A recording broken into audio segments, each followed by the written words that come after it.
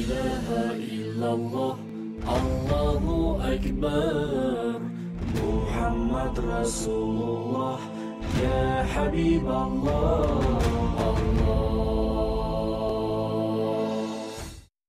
আসসালামু আলাইকুম ওয়া রাহমাতুল্লাহি ওয়া বারাকাতুহু আলহামদুলিল্লাহি রাব্বিল আলামিন ওয়াসসালাতু ওয়াসসালামু আলা রাসূলিহিল আমিন ওয়া আলা আলিহি ওয়া আসহাবিহি আজমাইন আম্মা বা'দ।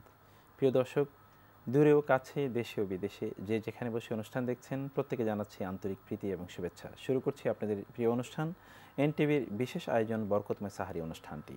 দর্শক, আমরা শুরুতেই পবিত্র কোরআনের তেলাওয়াত শুনব এবং তার সংক্ষিপ্ত তাফসীর জেনে নেব। আল্লাহু আকবার أعوذ بالله من الشيطان الرجيم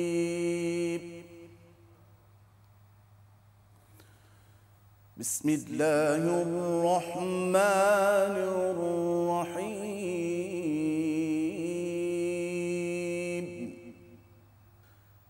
ألم تر كيف ضرب الله مثلا كلمة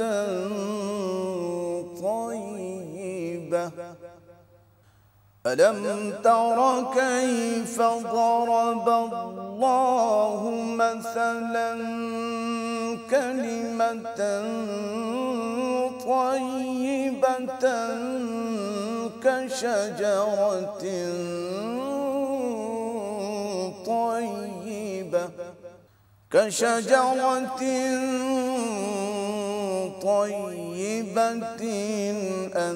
أصلها ثابت كشجرة طيبة أصلها ثابت وفرعها في السماء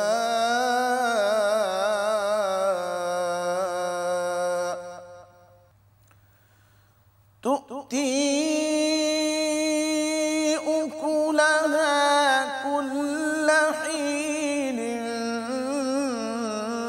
بإذن ربها ويضرب الله الأمثال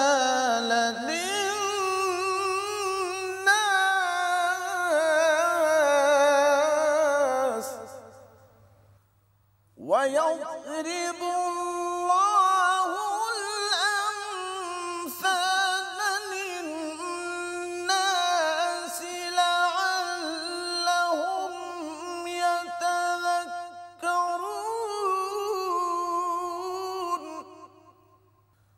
ومثل كلمة خبيثة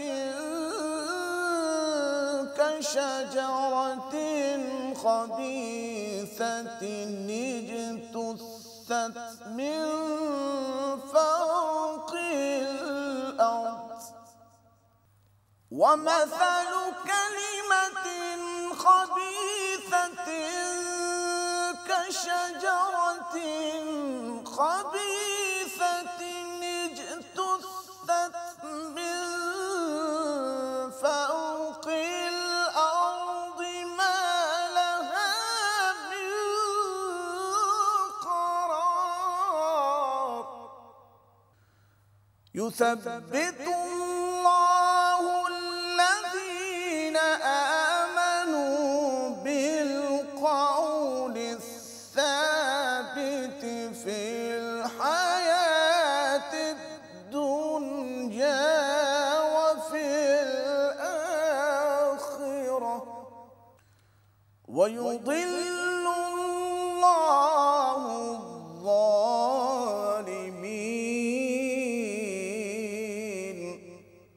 ويضل الله الظالمين ويفعل الله ما يشاء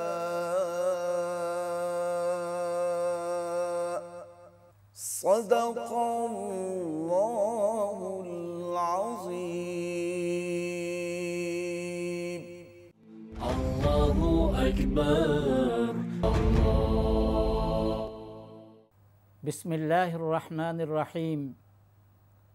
আলহামদুলিল্লাহি রাব্বিল আলামিন ওয়াল আকিবাতু লিল মুত্তাকিন ওয়ালা উদওয়ানা ইল্লা আলাল যালিমিন ওয়াসসালাতু ওয়াসসালামু আলা সাইয়্যিদিল মুরসালিন নবিয়িনা মুহাম্মদ ওয়া আলা আলিহি ওয়া আসহাবিহি আজমাইন, আম্মা বা'দ।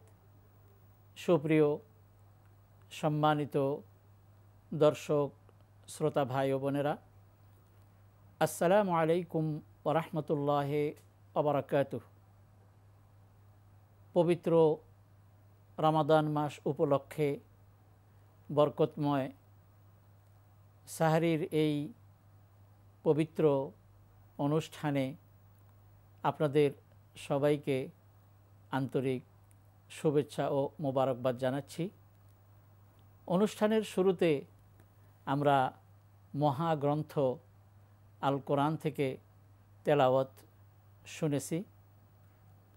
অল্প বিস্তর ব্যাখ্যা সম্বলিত এই পর্বে আমরা সূরাত ইব্রাহিমের 24 নম্বর আয়াত থেকে নিয়ে 27 পর্যন্ত এই আয়াতে কারিমাগুলোর অর্থ এবং অল্প বিস্তর ব্যাখ্যা শুনবে ইনশাআল্লাহ।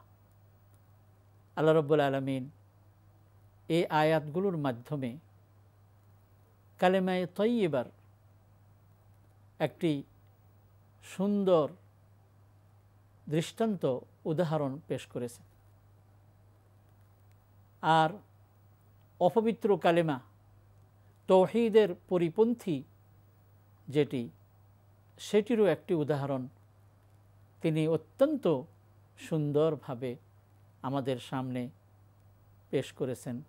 আসুন আমরা সে আয়াতগুলোর অর্থ শুনি। আল্লাহ রাব্বুল আলামিন বলেন, হে রাসূল, আপনি কি লক্ষ্য করেন না আল্লাহ রাব্বুল আলামিন কিভাবে উপমা দৃষ্টান্ত দিয়ে থাকেন? সৎ বাক্যের তুলনা, পবিত্র কথার তুলনা হলো একটি উৎকৃষ্ট বৃক্ষ, যার মূল সুদৃঢ় ও যার শাখা প্রশাখা ঊর্ধ্বে বিস্তৃত, যা প্রত্যেক মৌসুমে উহার ফল দান করে, আর তা হয়ে থাকে প্রতিপালকের অনুমতিক্রমে। এবং আল্লাহ রাব্বুল আলামিন মানুষের জন্যে উপমা দিয়ে থাকেন যাতে করে তারা শিক্ষা গ্রহণ করতে পারে। আর মন্দ বাক্যের তুলনা হলো এক মন্দ বৃক্ষ, যার মূল ভূপৃষ্ঠ হতে বিচ্ছিন্ন, যার কোনো স্থায়িত্ব নেই।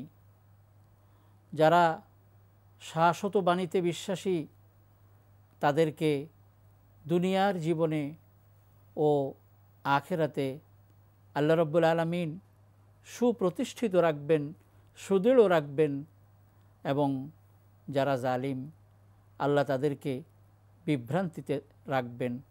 আল্লাহ রাব্বুল আলামিন যা ইচ্ছা তিনি তা করে থাকেন। পৃথিবীর কোনো শক্তি তার ইচ্ছার বিরুদ্ধে কিছুই করতে পারে না। প্রিয় ভাই ও বোনেরা, আজকের এই আয়াতগুলো আমরা নিয়েছি সূরাত ইব্রাহিম থেকে।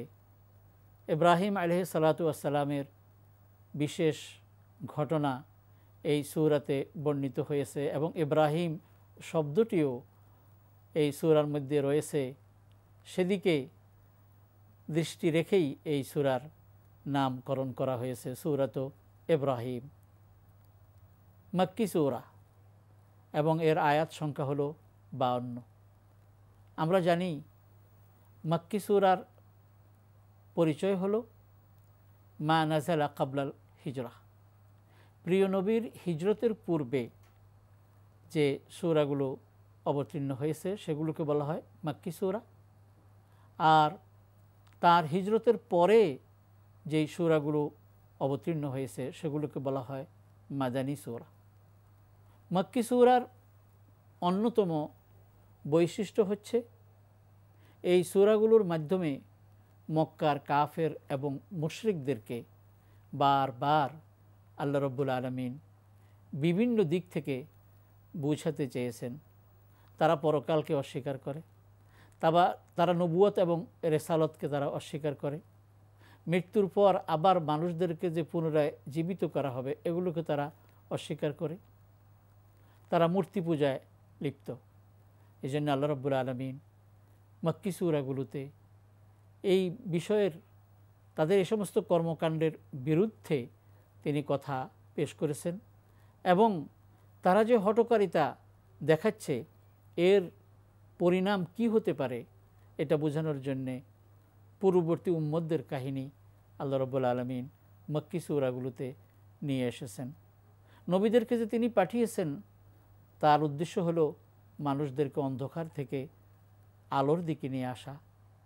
এই কথা দিয়েই সূরাতে ইব্রাহিমকে শুরু করা হয়েছে। আল্লাহ রাব্বুল আলামিন বলেছেন, আলিফ লাম রা কিতাবুন আনজালনাহু ইলাইকা লিতুখরিজান নাসা মিনাজ যুলুমাতি ইলান নূর বিইজনি রাব্বিহিম। এমন একটি কিতাব, এই কিতাব আমি আপনার নিকটে নাজিল করেছি। উদ্দেশ্য কি? লিতুখরিজান নাসা মিনাজ যুলুমাতি ইলান নূর, আপনি মানুষদেরকে অন্ধকার সমূহ থেকে আলোর দিকে তাদেরকে বের করে নিয়ে আসবেন। তবে এটা হইতে হবে বিইজনি রাব্বিহিম, তাদের রবের নির্দেশ এবং অনুমতিক্রমে। আপনার নিজের ইচ্ছা মতো আপনি দাওয়াত দিবেন এটা নয়, আল্লাহ রাব্বুল আলামিনের পক্ষ থেকে নির্দেশিত যেই পন্থা, এই পন্থায় আপনি মানুষদেরকে দাওয়াত দিবেন। এরপর এই সূরাতে আল্লাহ রাব্বুল আলামিন মূসা আলাইহিস সালাতু ওয়াস সালামের সাথে তার কওমের যে ঘটনা ঘটেছে, হারুন আলাইহিস সালাতু ওয়াস সালাম এবং মূসা তাদের উভয়ের সাথে ফেরাউনের যেই ঘটনা ঘটেছে, এই ঘটনাগুলো মক্কার লোকদের সামনে তুলে ধরেছেন যাতে করে তারা উপদেশ গ্রহণ করে। ফেরাউন সে যখন নাফরমানি করল, যখন সে রব বলে নিজকে দাবি করল, এর পরিণতিতে আল্লাহ যে তাকে ধ্বংস করে দিয়েছেন। বনি ইসরায়েলদের প্রতি তার যে জুলুম, অত্যাচার, অবিচার, নির্যাতন, যার মধ্যে সবচেয়ে মারাত্মক ছিল যে তাদের পুরুষগুলোকে জবাই করে দেয়া হতো আর স্ত্রীদেরকে তাদের দাসী হিসেবে ব্যবহারের জন্য রেখে দিত। এটা যে কত নির্মম এবং নিষ্ঠুর আচরণ ছিল। আল্লাহ রাব্বুল আলামিন যেই ফেরাউন এবং তার সম্প্রদায় এমন অন্যায় কাজ করেছে, অবশেষে আল্লাহ তাদেরকে পানিতে ডুবিয়ে নীল নদীতে চুবাইয়ে তাদেরকে তিনি ধ্বংস করে দিয়েছেন। মূল উদ্দেশ্য হলো এই কথা বলা মক্কার লোকদেরকে যে আমি ইচ্ছা করলে তোমাদেরকেও এমন শাস্তি দিতে পারি, সুতরাং তোমরা সতর্ক হও। আমার পক্ষ থেকে প্রেরিত নবী মুহাম্মদুর রাসূলুল্লাহ সাল্লাল্লাহু আলাইহি ওয়াসাল্লামের উপরে ঈমান আনয়ন করো, এই কথাই মূল উদ্দেশ্য ছিল। এরপর আল্লাহ রাব্বুল আলামিন এই সূরার শুরুতে কওমে আদ, কওমে সামুদ তাদের কথাও বলেছেন এবং তারা যে নবীর সাথে যে খারাপ আচরণ করেছে সেই আলোচনা করে এবং তাদেরকে শায়েস্তা করার জন্যে যে আযাব, সে আযাবের বর্ণনাও আল্লাহ রাব্বুল আলামিন তুলে ধরেছেন। যে ওরা বলেছিল যে লানুখরিজান্নাকুম মিন আরদিনা, আমরা অবশ্যই তোমাদেরকে আমাদের জমিন থেকে বের করে দেব, অথবা আউলা তাউদুন্না ফি মিল্লাতিনা, অথবা আবার আমাদের মিল্লতে ফিরে আসবে। এমন কথা তারা নবীর সামনে বলেছে যে আমরা হয় তোমাকে দেশ থেকে বের করে দেব অথবা তুমি আবার তোমার বাপদাদার ধর্মে ফিরে আসবে, এমন কথা তারা বলেছিল। তো সে যাই হোক, এই আচরণ তো তারা করেছে। মক্কার কাফিররাও প্রিয় নবীর সাথে এরকম ব্যবহার করেছে। আল্লাহ রাব্বুল আলামিন মক্কার লোকদেরকে কালেমায়ে তাইয়্যিবা, এটা যে কত মহান, কত উত্তম, সেটার একটি উদাহরণ বৃক্ষের সাথে তিনি দিয়েছেন। আল্লাহ রাব্বুল আলামিন বলেছেন যে আলাম তারা কাইফা দরাবাল্লাহু মাসালান কালিমাতান তাইয়্যিবা, কালিমাতুত তাওহীদের কালেমায়ে তাইয়্যিবা এর উদাহরণ হলো কাশাজারাতিন তাইয়্যিবা, একটি উত্তম বৃক্ষের ন্যায়। একটি উত্তম বৃক্ষ এটা কীরকম হয়?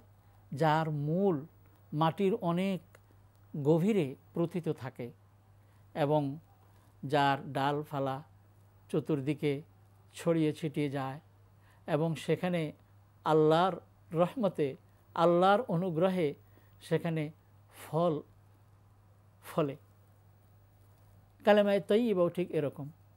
একজন মানুষ যখন এই কালেমার উপরে বিশ্বাস করে যে লা ইলাহা ইল্লাল্লাহ, আল্লাহ ছাড়া আর কোনো মাবুদ নেই, এই কথার উপরে যখন সে বিশ্বাস করে তখন এর উপরে অন্যান্য যাবতীয় আমালের ভিত্তি স্থাপিত হয়।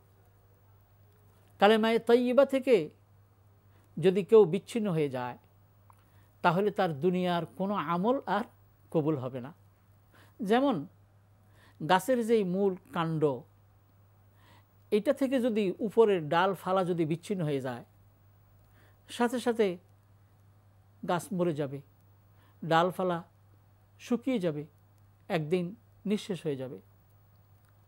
সুতরাং ডালফালার সাথে অবশ্যই মূলের সংযোগ থাকতে হবে।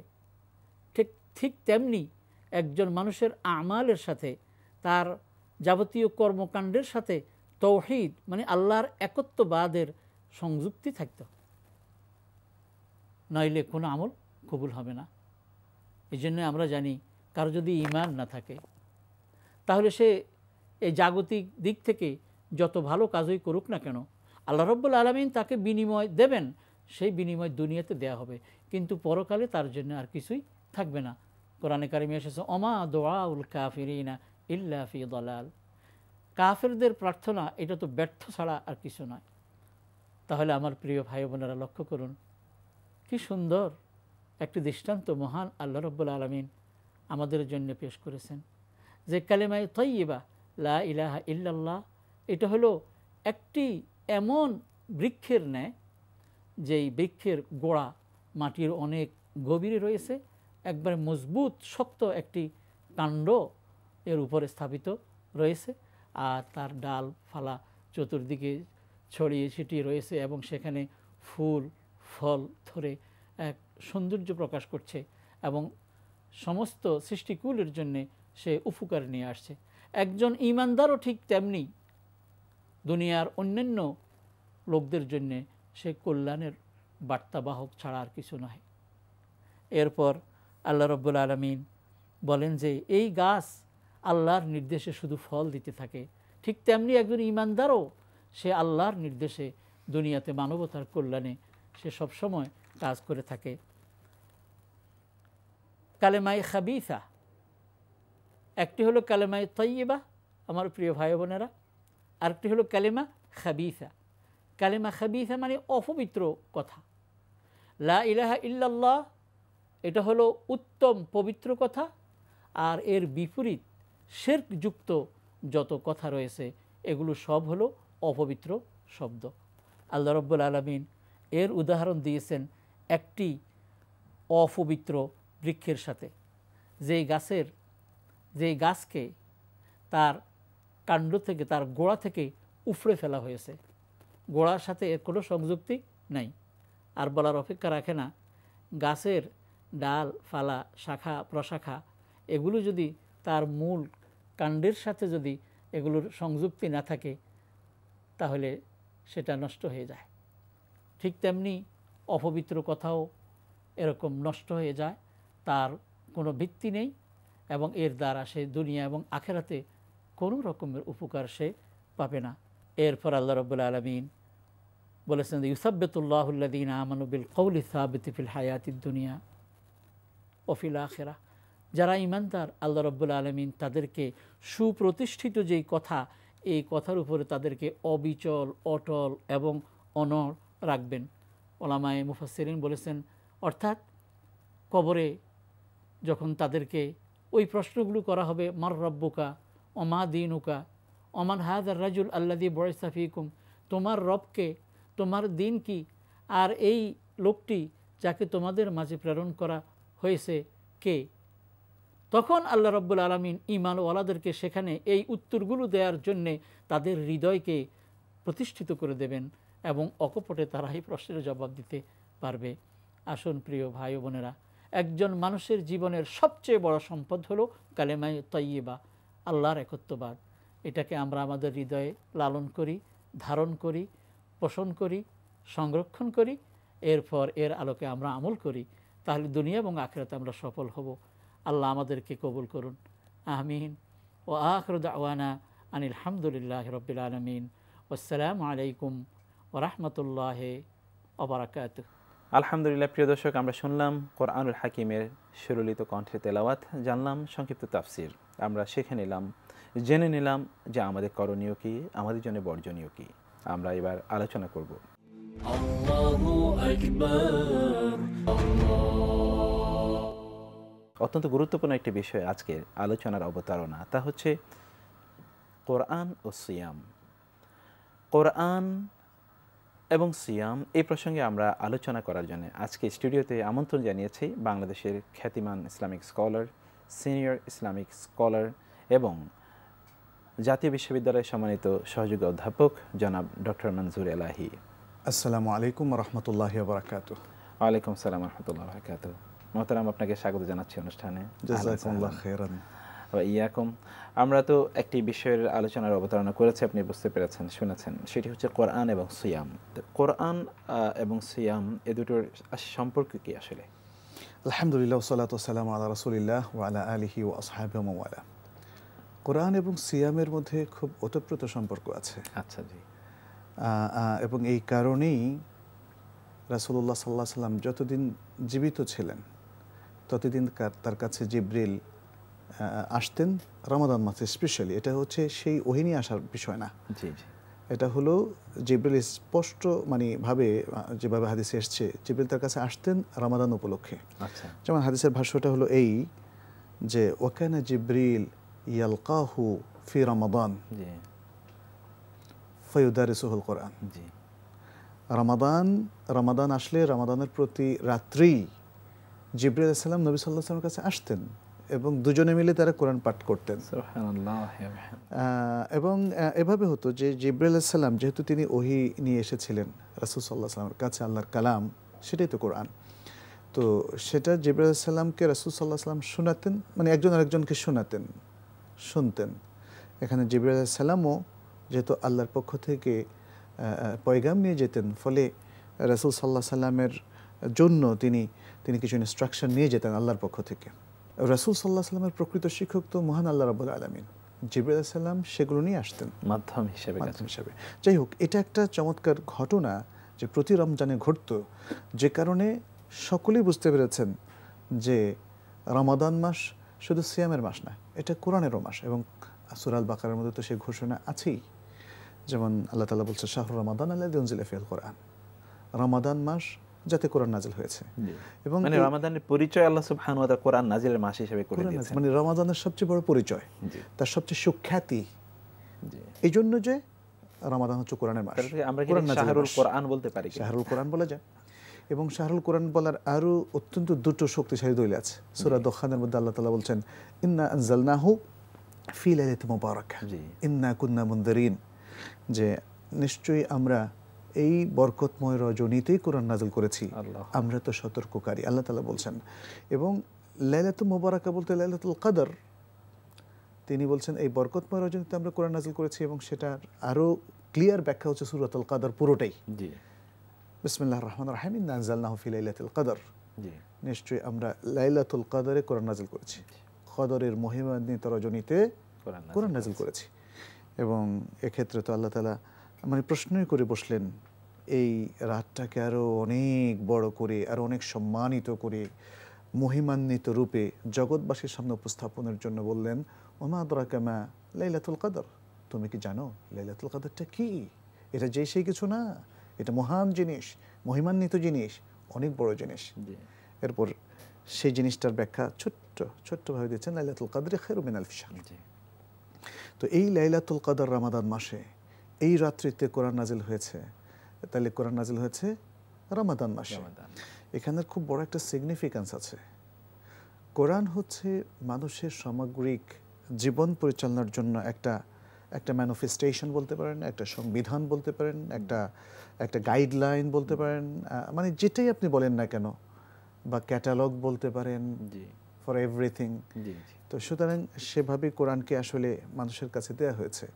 আজকের মুসলিমরা, আজকের মানুষ সেটা অনুধাবন করুক আর নাই করুক, জি এটাই হচ্ছে কোরআনের পরিচয়, যেটা গাইডলাইন, হুদাল্লিল মুত্তাকিন। জি। এই রামাদান মাসে তো কোরআন নাজিল হলো এবং রামাদানে আল্লাহ সুবহানাহু ওয়া তাআলা আমাদের জন্য সিয়াম সাধনা ফরজ করে দিয়েছেন। এই দুটোর মধ্যে কি কোনো কানেকশন আছে কিনা? অর্থাৎ তাহলে কি সিয়াম সাধনার মাধ্যমে অথবা রামাদানে কি কোরআনের সাথে আমাদের সম্পর্ক আরো বৃদ্ধি করার কোনো প্রশ্ন আছে কিনা? অবশ্যই আছে। দুটো জিনিস বলেছেন, সম্পর্ক বৃদ্ধি করার সুযোগ যেমন আছে এবং দুটোর মধ্যে কানেকশনও আছে। রমাদানে আল্লাহ তাআলা সিয়াম ফরজ করেছেন, কুতিবা আলাইকুমুস সিয়াম কামা কুতিবা আলাল লাযিনা মিন ক্বাবলিকুম লাআল্লাকুম তাত্তাকুন, সূরা আল বাকারা 183 নম্বর আয়াত। তো এর অথবা মধ্যে ওইখানে যেটি বলেছেন ফামান শাহিদা মিনকুমুশ শাহরা ফালিয়াসুমহু, শাহরু রমাদান এর পরিচয় করতে গিয়ে তারপরে তিনি বলেছেন 185 নম্বর আয়াতে জি, জি, জি। এই কথাটা বললেন। এখানেও তো একটা রিলেশন আছেই। সিয়ামও একটা ভেরি মানে কম্প্রিহেন্সিভ একটা ইবাদা। জি এটাকে বলা হয় জামিউন লিকুল্লি খায়র, জি। লিকুল্লি জাওয়ানিবিল খায়র ওয়া মানিউন মিন কুল্লি মিন কুল্লি শার। সিয়াম হচ্ছে এমন একটা ইবাদত যেটা মানুষকে সকল খারাপ থেকে রক্ষা করে তাকে সলিড করে তোলে, আল্লাহ। সলিড মুসলিমে পরিণত করে সিয়াম। কারণ সিয়াম মানুষের সবচেয়ে বড় প্রবলেম হচ্ছে তার হার্টে। জি জি তার মানে তার আত্মা, হার্টটা নফস। সবসময় সবকিছু অ্যাকসেপ্ট করতে চায় না, আল্লাহ সব নির্দেশ মানতে চায় না, জি। এবং সবকিছুর প্রতি কনভিন্সড হয় না। কিন্তু সিয়ামটা এসে এই হার্টের রোগটা প্রথম ভালো করে, তাকে ইখলাসে ভরপুর করে দেয়। কারণ ইখলাস না থাকলে সিয়াম পালন করা যায় না। ঠিক। এইভাবে আমরা দেখি যে সিয়ামের মধ্যে দেখেন, সিয়াম আমি বলছি জামিউন লিকুল্লিল ইবাদাত, জি জি সমস্ত ইবাদতকে ইনক্লুড করতেছে সিয়াম। এর আগে আমরা একসময় কিয়ামুল লাইল সম্পর্কে আলোচনা করেছি। এর মধ্যে আছে ইফতার, এর মধ্যে আছে সাহরি, এর মধ্যে আছে দান, ইনফাক ফি সাবিলিল্লাহ, এর মধ্যে আছে উমরা, মানে বিশেষ করে সিয়ামে উমরা পালন করা, তাই না? যে এর মধ্যে আছে ইতিকাফ, এর মধ্যে আছে বেশি বেশি কোরআন তেলাওয়াত, বেশি বেশি আল্লাহকে স্মরণ করা, আল্লাহর প্রতি বেশি বেশি মানে দোয়া করা, মানে যত ভালো কাজ আছে। এবং সিয়াম স্পেশালি এটার জন্য, এটাকে বলা হয় ঢাল। জি জান্নাত ঢাল হচ্ছে সব পাপ থেকে, মিনান্নার, জাহান্নাম থেকে বাঁচার জন্য ঢাল। জাহান্নামে বাঁচার জন্য যতগুলো সহায়ক কথা আছে, যতগুলো সহায়ক কাজকর্ম আছে, যতগুলো সহায়ক প্র্যাকটিস আছে, সব কিছুতে মানুষকে সংযম মানে উপহার দেয় এবং বলে যে তুমি এটা করো না। এবং মানুষ তখন এই সমস্ত পাপ থেকে সংযম অবলম্বন করে এবং সেগুলোকে বর্জন করে, পরিহার করে। তাহলে সিয়ামটা আসলে মানে এত বহুমুখী এবং এত ইনক্লুসিভ একটা ইবাদা, যেটা আপনার মধ্যে সমস্ত কল্যাণকর আখলাক, আকীদা, ঈমান, ইসলাম, সালাত সব কিছুকে নতুন করে মনে হয় যেন একটা ফাউন্ডেশন দিয়ে তৈরি করে। আমরা জানি একটা বিল্ডিং অনেকদিন পুরনো হয়ে যাওয়ার পর রেনোভেট করার পর এটাকে নতুন মনে হয়। একটা রুম নতুন করে যখন আপনি নেবেন, এটাকে হয়তো অফিসিয়াল কাজে বা যে কাজে ব্যবহার করবেন, একটা নতুন রেনোভেট করার পর একদম নতুন হয়ে যায়। সিয়াম কিন্তু একজন মুসলিমকে রেনোভেট করে, তাজদীদ করে, তার ঈমানকে তাজদীদ করে, নবায়ন করে, তার ইসলামকে, তার যাবতীয় প্র্যাকটিসকে, তার ভেতরে যত গরলতা, যত কলুষতা, যত অন্যায় চিন্তা ভাবনা, চেতনা, ভুল আকীদা, বেদাত, শিরক যা কিছু আছে সবগুলোকে জ্বালিয়ে পুড়িয়ে সরখার করে তাকে সলিড সোনার মানুষে রূপান্তরিত করে। এবং এই জন্য রমাদানের অর্থটাও কিন্তু খুব সিগনিফিক্যান্ট। রমাদান মানে জ্বালানো, দগ্ধ করা।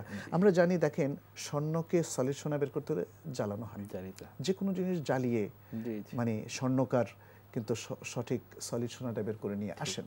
সেভাবে আল্লাহ তাআলা মানুষকে মানে কিছু কোর্স দিয়ে তিনি মানুষকে মানে পিওর মুসলিম হিসেবে বের করে নিয়ে আসেন। সবচেয়ে সৎ মানুষ, সবচেয়ে সৎ নাগরিক, কল্যাণমুখী মানুষ নিয়ে আসেন আল্লাহ তাআলা সিয়াম সাধনার মধ্য দিয়ে। এই জন্যই সিয়ামের সবচেয়ে গুরুত্বপূর্ণ মাকাসিদ কিন্তু তাকওয়া হিসাবে চিহ্নিত করা হয়েছে।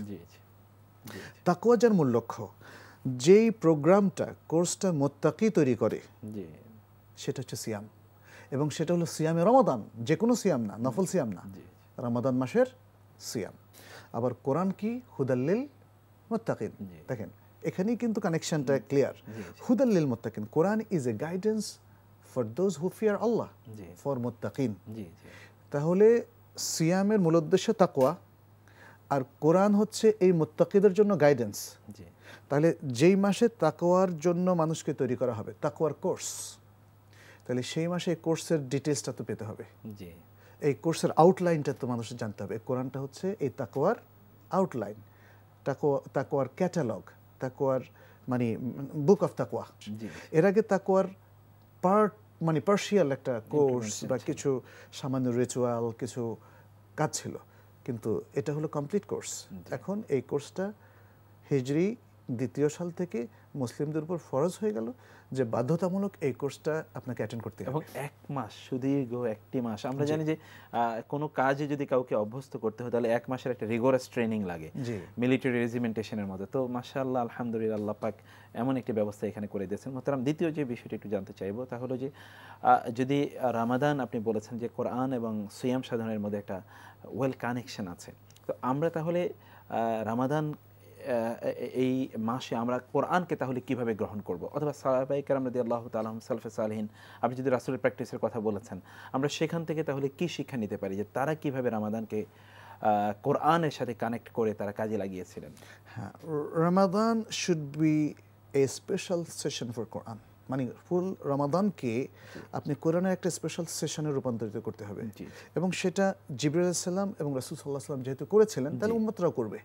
এবং আমরা দেখি যেমন ইমাম জুহরি, ইমাম মালিক, সাহাবাদের মধ্যে ওসমান ইবনে আফফান, এরকম আরো জলিলুল কদর, মানে সবার সব রেওয়ায়ত তো আর আমরা একসাথে করিনি, কিন্তু যাদের রেওয়ায়তে জেনেছি, দেখেছি, তারা প্রত্যেকেই পুরো রমাদানটাকে কোরআনের জন্য একটা স্পেশাল সেশন করে ফেলেছেন। আল্লাহু আকবার। ফর তিলাওয়া, for good recitation, for understanding the Quran, for practicing the Quran, এসব কিছুর জন্য। অর্থাৎ কোরআনটাকে আজকে আমরা শুধু তেলাওয়াতের বস্তু বানিয়েছি, এবং দ্রুতলয়ে তেলাওয়াত করে, যেই সেইভাবে তেলাওয়াত করে কয়টা খতম দিয়েছি, অথবা হাফেজ রেখে কয়টা খতম করিয়েছি, অথবা 3 দিনে, 7 দিনে, 10 দিনে পুরো তারাবির মধ্যে গট গট গট গট করে মানে তেলাওয়াত করে যা করছি, এটা কিন্তু সালাফের এটা মানহাজ ছিল না, মেথড ছিল না। তারা কোরআনের জন্য স্পেশাল সেশন করেছেন, কোরআন খুব ধীর লয় সুন্দর করে তেলাওয়াত করার জন্য। ওরাত্তিলিল কোরআনা তারতিলা, এই তারতিলের সাথে তারা তেলাওয়াত করতেন।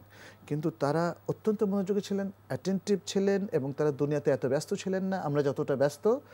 তারা কোরআন নিয়ে ব্যস্ততায় কাটিয়েছেন বলে তারা দেখা যাচ্ছে যে মানে কোরআনের যে হক, সেই হকটা রমাদানে তারা পালন করতে পেরেছেন। ইমাম জুহরি মুহাদ্দিস ছিলেন, জগৎ বিখ্যাত মুহাদ্দিস।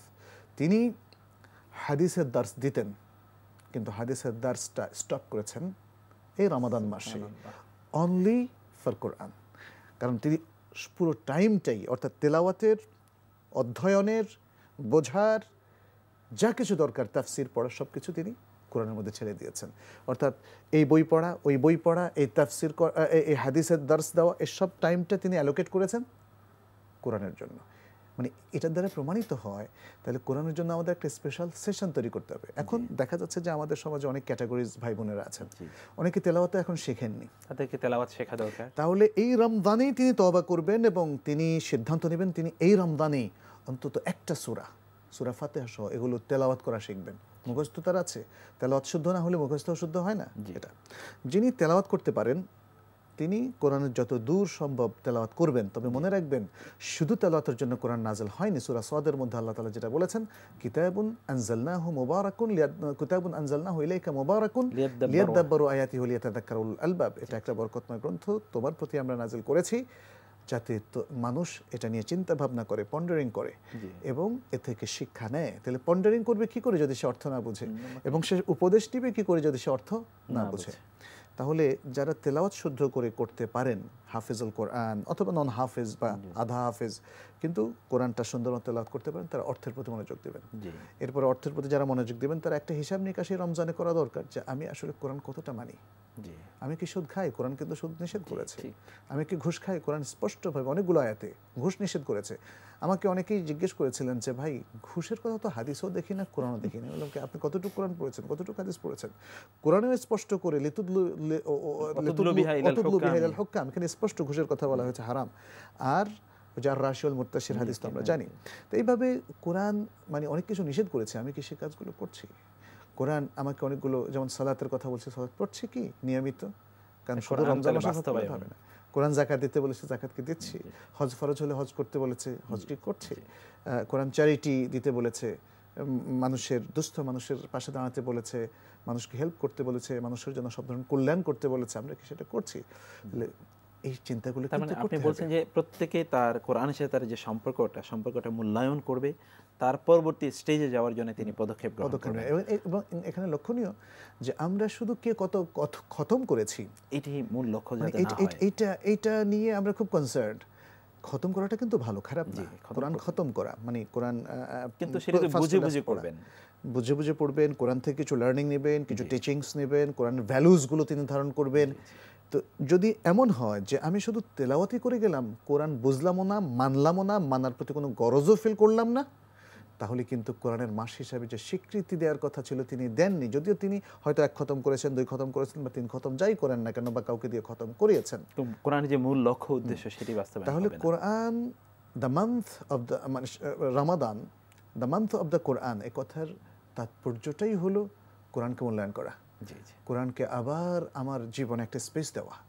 আমরা শেষ করব, শুধু আপনি যদি কয়েকটি বাক্যে এই কথাটি বলেন, যে অনেকেই কিন্তু সমাজে এখন বলে যে কোরআন সকলের বোঝার বিষয় নয়, এবং কোরআনের তাফসির পড়া নিষিদ্ধ মনে করেন একদল লোক, এবং তারা পাবলিকলি কিন্তু এগুলো বলে বেড়ান। আমি মসজিদে অনেক খতিবকে বলতে শুনেছে যে কোরআনের তাফসির পড়া এটি আপনাদের কাজ নয়, এটা আলেম ওলামাদের কাজ। এ ব্যাপারে 1-2 বাক্য।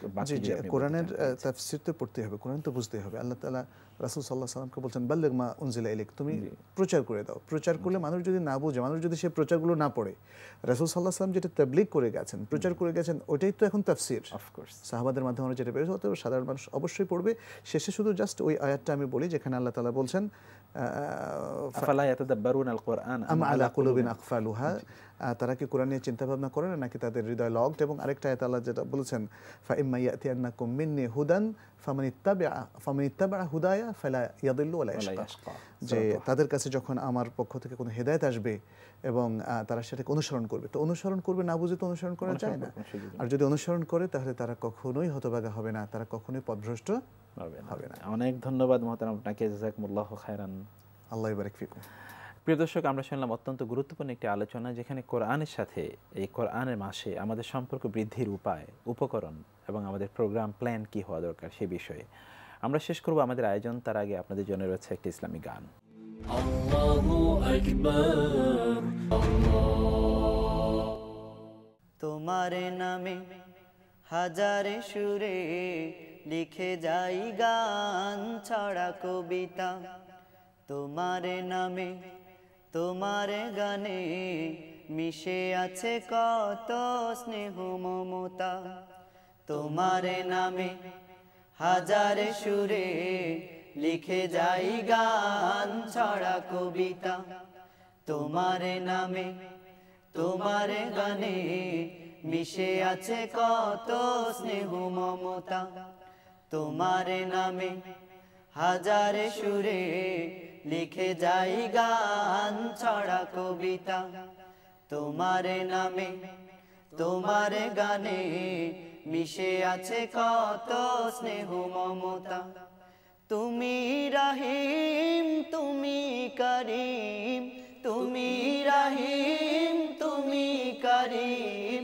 তুমি রহিম তুমি করিম, তুমি পরম মুক্তিদাতা, তোমার নামে হাজারে সুরে লিখে যাই গান ছড়া কবিতা, তোমার নামে তোমার গানে মিশে আছে কত স্নেহ মমতা, তোমার প্রেমেতে পিক পাপিয়া তুলে কত মনোহরি সুর, তোমার গান গে মাল্লা মাঝি ছুটে চলে যে সকাল দুপুর, তোমার প্রেমেতে পিক পাপিয়া তুলে কত মনোহরি সুর, তোমার গান গে মাল্লা মাঝি ছুটে চলে যে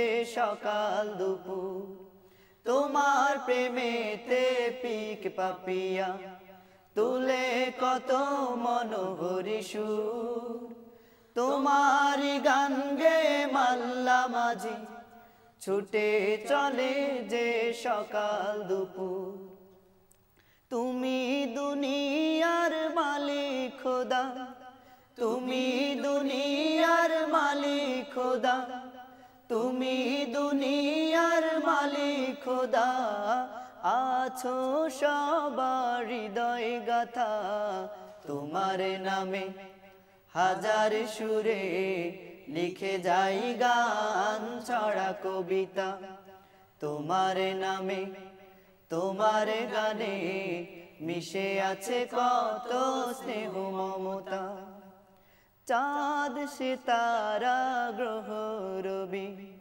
করে তোমার গুণগান তোমার দয়াতে আছি বেঁচে ওগো রহিম রহমান চাঁদ সিতারা গ্রহ রবি করে তোমার গুণগান তোমার দয়াতে আছি বেঁচে ওগো রহিম রহমান চাঁদ সিতারা গ্রহ রবি করে তোমার গুণগান তোমার দয়াতে আছি বেঁচে ওগো রহিম রহমান তুমি দুনিয়ার মালিক খোদা তুমি দুনিয়ার মালিক খোদা তুমি দুনিয়ার মালিক খোদা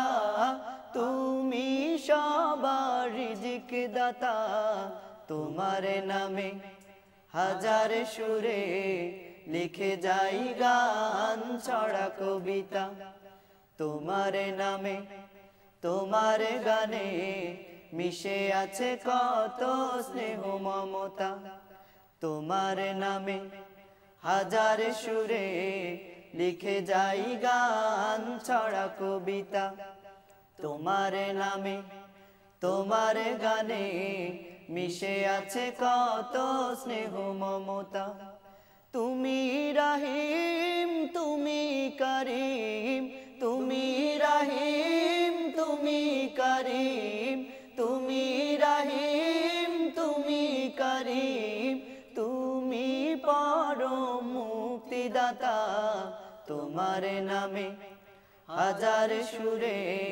লিখে যাই গান ছড়া কবিতা তোমার নামে তোমার গানে মিশে আছে কত স্নেহ মমতা তোমার নামে হাজার সুরে লিখে যাই গান ছড়া কবিতা তোমার নামে তোমার গানে মিশে আছে কত স্নেহ মমতা আমরা শেষ করব আমরা আপনাদেরকে স্মরণ করে দিতে চাই আমাদের এই অনুষ্ঠান যারা আবারও দেখতে চান তারা লগ ইন করুন www.ntvbd.com প্রিয় দর্শক বিদায় নিচ্ছি দেখা হবে আগামীকাল একই সময়ে আপনাদের প্রিয় চ্যানেল এনটিভিতে ততক্ষণ পর্যন্ত সকলেই সুস্থ থাকুন মহান আল্লাহ সুবহানাহু ওয়া তাআলা আমাদেরকে কল্যাণে রাখুন হাদা ওয়া সাল্লাল্লাহু সুবহানাহু ওয়া তাআলা আলা নবিয়িনা মুহাম্মদ ওয়া আলা আলিহি ওয়া সাহবিহি আজমাইন ওয়া আসসালামু আলাইকুম ওয়া রাহমাতুল্লাহি ওয়া বারাকাতুহু Allahu Akbar Allahu Akbar